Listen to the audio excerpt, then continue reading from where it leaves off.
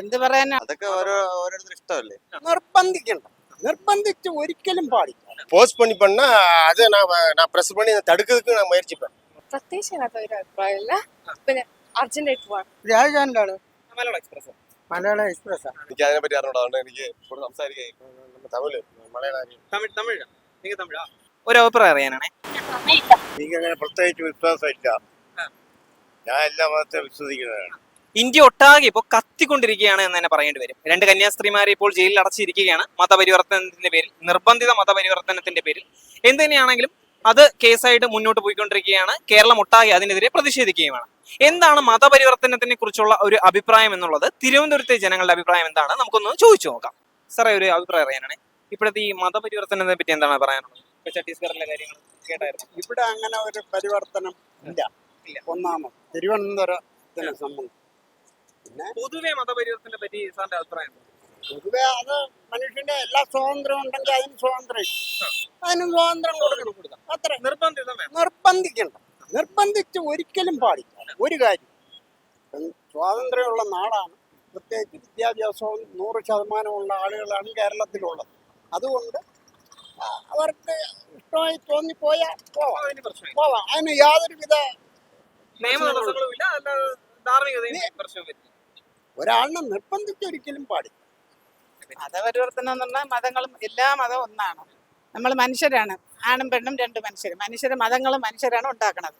മനുഷ്യരെ കൊണ്ടിട്ട് ഇങ്ങനെ ബുദ്ധിമുട്ടിച്ച് ആളുകൾ തമ്മിൽ മനുഷ്യര് ഓരോ പ്രശ്നങ്ങളും പാർട്ടികളും ഓരോ കാര്യങ്ങളായിട്ടൊക്കെ നടക്കണം. അല്ലാതെ നമുക്ക് എന്ത് പറയാനായിട്ടാണ്? അഭിപ്രായം അറിയാനാണേ. ഈ മതപരിവർത്തനത്തെ പറ്റി എന്താണ് പറയാനുള്ളത്? എനിക്കങ്ങനെ പ്രത്യേകിച്ച് വിശ്വാസമില്ല. ഞാൻ എല്ലാ മതത്തെ വിശ്വസിക്കുന്നതാണ്. എല്ലാ മതവും എനിക്ക് ഒരുപോലെയാണ്. ഞാൻ ഹിന്ദുവാണ്. എന്നാൽ എനിക്ക് ഇങ്ങനെ മതമായിട്ട് വലിയ വ്യത്യാസമൊന്നുമില്ല. ഒരേപോലെ വിശ്വസിക്കുന്നതാണ്. മതപരിവർത്തനം ഇങ്ങനെ അങ്ങനെ മാറ്റാനൊന്നും പാടില്ല. ഒരു ജാതി ജനിച്ചെന്ന ആ ജാതി തുടങ്ങും. അതാണ് എൻ്റെ അഭിപ്രായം. எனக்கு அதில் ஒப்பீனியன் விருப்பமே கிடையாது. நம்ம எந்த மதத்தில் இருக்குமோ அதே மதத்தில் தான் இருக்கணும் அப்படிங்கிறது தான் என்னோட கான்செப்ட். சேஞ்ச் பண்ணக்கூடிய இது இல்லை. சேஞ்ச் பண்ணுறாங்க அப்படிங்கிற அது வந்து தவறான ஒரு இது. அப்படி யாராவது போஸ்ட் பண்ணி பண்ணாலும் அது தவறு தான். போஸ்ட் பண்ணி பண்ணால் அதை நான் ப்ரெஸ் பண்ணி தடுக்கிறதுக்கு நான் முயற்சிப்பேன்.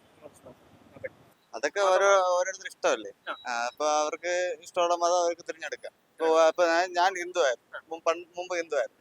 അപ്പം അത് പിന്നീട് ഞാനത് ക്രിസ്ത്യനിലോട്ട് കൺവേർട്ട് ആയതാണ്. അത് എൻ്റെ അമ്മയും അച്ഛനും പള്ളിയിൽ പോയി പിന്നീട് ഞാനും അതിലോട്ടായ വിശ്വാസത്തിലോട്ടായതാണ്. അത് തെറ്റാണ്. നിർബന്ധമായ ഒരാളെ പ്രേരിപ്പിക്കുന്നത് തെറ്റാണ്. നിങ്ങൾക്കായിട്ട് തോന്നി മാറിയത്? എനിക്ക് സ്വന്തമായിട്ട് തോന്നിയിട്ട് അങ്ങനെ മാറിയത്. അത് ഓരോരോ മതത്തിലുള്ളവർക്ക് ഓരോ താല്പര്യമല്ലേ, ആ താല്പര്യം അനുസരിച്ച് നിർബന്ധിത മതപരിവർത്തനം ഛത്തീസ്ഗഡിലെ പ്രശ്നങ്ങളൊക്കെ കേട്ടാണ്. ആ നിർബന്ധത്തെ അത് താല്പര്യം എനിക്ക് അതിൻ്റെ യോജിപ്പില്ല. കാര്യം അവരോരോ താല്പര്യമാണ്. ഓരോരുത്തരും ഓരോ മതത്തിലും ഓരോതിലും ആണ്. അപ്പൊ അവർക്ക് അവരുടേതായിട്ടുള്ള ഒരു മതത്തിന്റെ ഇതുകൊണ്ടല്ല. മതപരിവർത്തനം ശരിയായ ഒരു കാര്യമല്ല. അവരവരുടെ സ്വാതന്ത്ര്യമായിട്ട് പ്രവർത്തിക്കാൻ അവർ കഴിയണം. നിർബന്ധിത മതപരിവർത്തനം ഒരിക്കലും ശരിയല്ല. ഇപ്പൊ ഛത്തീസ്ഗഡിലെ പ്രശ്നങ്ങൾ കേട്ടായിരുന്നു മതപരിവർത്തനത്തിന്റെ. അതിനെപ്പറ്റി എന്താണ് അഭിപ്രായം? അറിയാനുള്ള കാരണം എന്ന് പറഞ്ഞു കഴിഞ്ഞാൽ പറയുന്ന കേട്ടിട്ട് 1968 കണ്ടൊരു നിയമം വന്നിട്ടുണ്ടല്ലോ. അതുമായിട്ട് ബന്ധപ്പെട്ടല്ലേ ഇത് പോകുന്നത്. ഇപ്പൊ ഇവര് തെറ്റ് ചെയ്തോ ഇല്ലെന്ന് എങ്ങനെ അറിയുന്നേ? അപ്പൊ കോടതിയിൽ ഇരിക്കുന്ന കാര്യമില്ലേ, അതതിന്റെ പുറയ്ക്ക് പോട്ടെ. അതിന് വേറെ അതിന് മതമായിട്ട് ബന്ധപ്പെട്ട് ഒരു കേസിൽ പിടിക്കുമ്പോൾ അത് പ്രശ്നമാക്കുന്നത് ശരിയല്ല. അങ്ങനെയാണെങ്കിൽ ഈ ലോകത്ത് എന്തെങ്കിലും പിടിച്ചപ്പോഴും ഉടനെ മതം കയറി വന്നു, അത് തെറ്റായ നടപടിയാണ് എൻ്റെ അഭിപ്രായത്തിൽ. അല്ല, പൊതുവെ ഇവിടെ വിവിധ രീതിയിലുള്ള അഭിപ്രായങ്ങളാണ് വരുന്നത്. പക്ഷെ അവരുടെ ആ നിരപരാധികളാണോ എന്നാണ് നമുക്കറിയത്തില്ല. കോടതി തീരുമാനിക്കേണ്ടത്. മാനസിക പരിവർത്തനങ്ങള് നടത്തുന്നത് അറിയത്തില്ല. അത് ഉണ്ട്, പാടെ എല്ലായിടത്തും നടക്കുന്ന സംഭവമാണ്. പരിവർത്തനം ഉണ്ട്. കണ്ണയെ മടങ്ങുക എന്നുള്ളൊരു ഇതായിട്ട് നമ്മൾ മാറിയിട്ടുണ്ട്. പക്ഷെ അത് എത്രത്തോളം വിജയിച്ചൊന്നും അറിയത്തില്ല അല്ലേ. എന്നാലും രഹസ്യമായിട്ട് കൊണ്ട് കാര്യം നടക്കുന്നു. തീരുമാനിക്കും. നിങ്ങൾക്ക് ഈ വിഷയത്തിനെ കുറിച്ച്, നിർബന്ധിത മതപരിവർത്തനത്തിനെ കുറിച്ച് എന്താണ് അഭിപ്രായം എന്നുള്ളത് കമന്റ് ബോക്സിൽ അറിയിക്കുമല്ലോ. ക്യാമറമാൻ അഖിൽ ദേവിനോടൊപ്പം റിപ്പോർട്ടർ വിഷ്ണു ശങ്കർ.